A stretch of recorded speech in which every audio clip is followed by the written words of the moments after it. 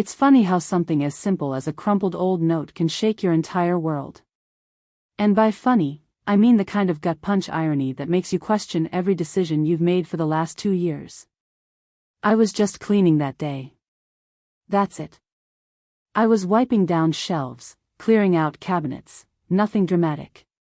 But then, tucked behind a stack of forgotten junk, I found a note, pinned to a picture of a woman I'd never met. Dear Matt's future girlfriend. I know it's you reading this because he'd never clean back here. I'm putting this here because I'm leaving him soon and want to warn you about him. 1. He will not clean. 2. He will not listen. 3. He will make everything feel like it's your fault. It's not your fault, he's just an incompetent man. I'm leaving him, I suggest you do the same. Best wishes, Teresa. P.S. That's me in the picture and I'm really happy now after breaking up with this unhygienic stinky bomb. I stared at it, the words practically pulsing off the page. Something told me she wasn't lying because Matt always put off cleaning. We were together for 2 years and had been living together for 8 months. Whenever I asked him to take out the trash, wipe down the counters, or pick up his own soiled socks, he'd mumble excuses like, "I'm busy right now. I'll do it later." But later never came. Dishes sat in the sink until I caved and washed them. Trash piled up. And laundry went unfolded. My hands trembled as I held the note. How many times have I made excuses for him? I whispered to myself, tears welling up. How many times have I diminished my own feelings just to keep the peace? I told myself it wasn't a big deal, that he was just forgetful. But now, staring at this note, I wasn't so sure. When Matt got home, I held up the note. "What the hell is this?" I asked. His face darkened the second he saw Teresa's name and picture. Without hesitation, he ripped the paper from my hands, crumpled it, and tossed it toward the trash. "Rachel, don't even start. She's crazy. You have no idea what I went through with her." "Okay, but, is any of it true?" He scoffed. "She's just trying to get in your head. You're seriously listening to this?" I crossed my arms. "I mean, Matt, the cleaning thing? It's not nothing. I hadn't really put it together until now, but you've been doing less and less. And you never cleaned back there. That's how I found it." His jaw tightened. "You weren't complaining before." "Because I didn't realize how much I was letting slide. Do you hear yourself right now?" His voice rose, making me flinch. 2 years together, and you're going to let some bitter ex's note destroy everything we've built? Built? What exactly have we built, Matt? A relationship where I do everything while you contribute nothing? Nothing? He slammed his hand on the counter, making me jump. I pay half the rent, don't I? I buy groceries sometimes. What more do you want from me? I want a partner. Not someone I have to mother. He ran a hand through his hair, already exasperated. "For heaven's sake, Rachel, you're really gonna let my crazy ex manipulate you like this? This isn't about cleaning, it's about her trying to mess with me. And you're letting her." His words hit me like a slap. This wasn't about Teresa. This was about us. But Matt refused to see it that way. When I left to stay at a friend's place that night, his last text was, "I'm sorry you felt like you had to leave. But seriously, Rachel? You're choosing a note over our relationship? Over me? Over our pets?" I didn't answer. The next morning, I returned and tried to reason again. I wanted to be fair and logical. I even made a list of all the times I had to remind him to clean up after himself. "You're keeping a list now?" He mocked. "God, Rachel. You sound just like her." I froze. Just like her? You know what? "Forget it," I said, grabbing my coat. "Where are you going?" "Away from this conversation." When I stepped toward the door, he moved in front of it. "You're not leaving," he said, his voice low and threatening. My heart hammered against my ribs. "Move, Matt. Now. Not until you listen to me." He stepped closer, his breath hot on my face. "You're being ridiculous.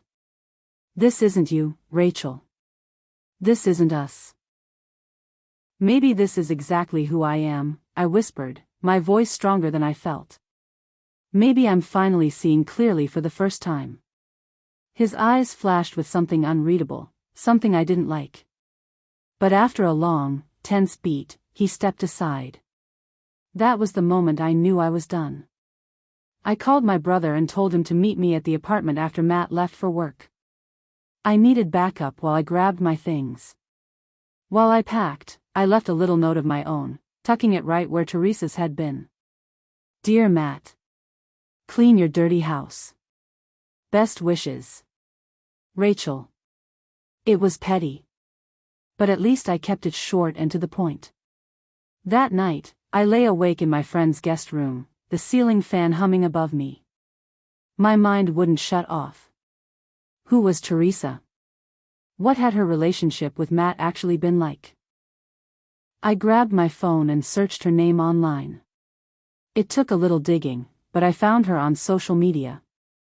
Her profile picture showed her on a beach nearby, smiling, sun-kissed, glowing, and happy. I hesitated, then typed out a message. "Hi Teresa. You don't know me, but I think I just found your note at Matt's place." She replied an hour later. "Oh wow. I was wondering if someone would ever find it. Do you want to meet up?"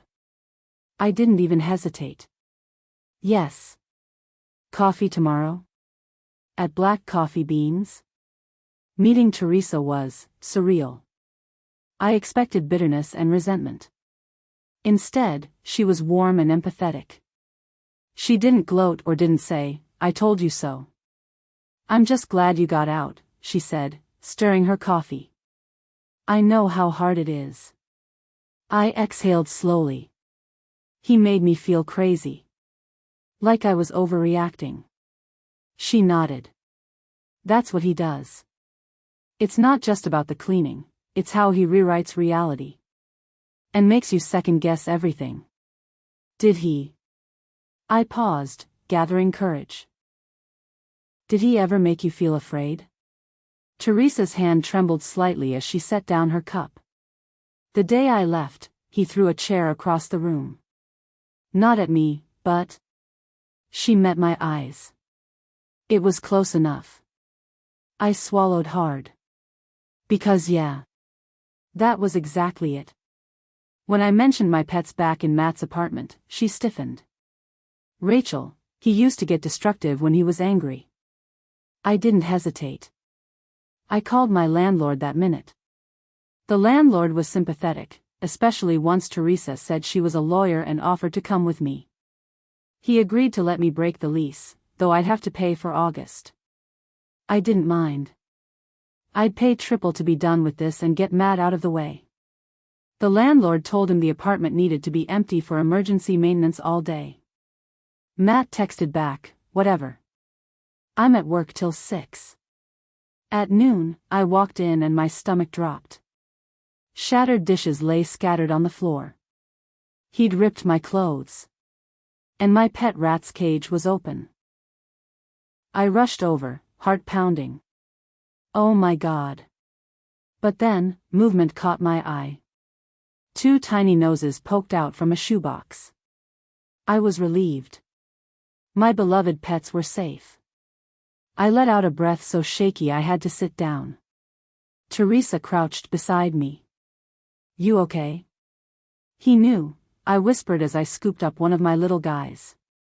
He must have known I was planning to leave. "This is a message." Teresa squeezed my shoulder. "This is exactly why we're here now, getting you out. You're stronger than you know, Rachel." I nodded. "Yeah. Let's just get my stuff and go." As we were packing, Teresa smirked and said, "So, did you find my other notes?" I blinked. "Other notes?" She grinned. Oh yeah.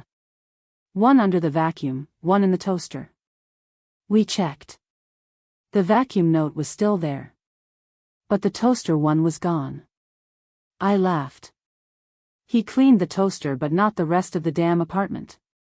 That night, I settled into my new place, my pets curled up beside me.